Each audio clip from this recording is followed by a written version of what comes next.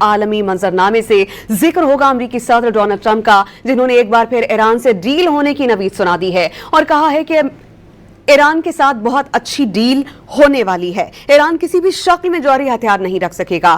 دستخط ہوتے ہی آبنائے ہرمز کو کھول دیا جائے گا۔ ایران اور اسرائیل ایک ہفتے کی جنگ بندی پر راضی ہیں۔ بنجمن نیتن یاہو کو بتا دیا ہے کہ ایران کے خلاف جنگ کی تو خود کو تنہا پائے گا۔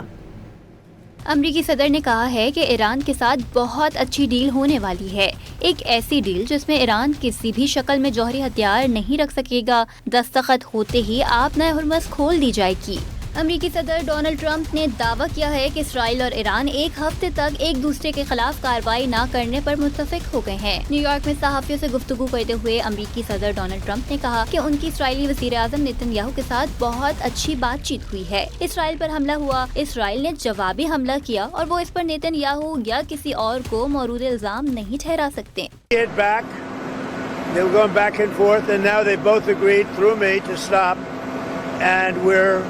in the final throes of what will be a very, very good deal. Trump نے مزید کہا کہ ایران کے ساتھ مذاکراتی عمل اچھے انداز میں جاری ہیں، وہ آئندہ چند روز میں معاہدے کا منصوبہ پیش کر سکتے ہیں۔ دعویٰ کیا کہ ایران معاہدے پر دستخط کرنے میں دلچسپی رکھتا ہے۔ آبنائے ہرمز کی ناکہ بندی 100% برقرار ہے۔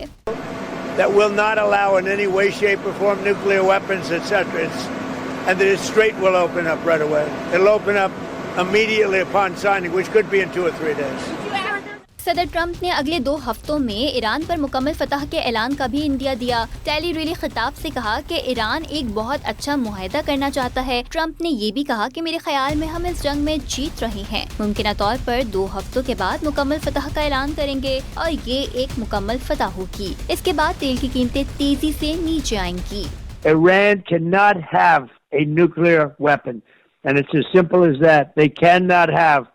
The destruction is so powerful. They cannot have a nuclear weapon. And Lindsay has been fighting with me all the way for that. We've been a very tough team.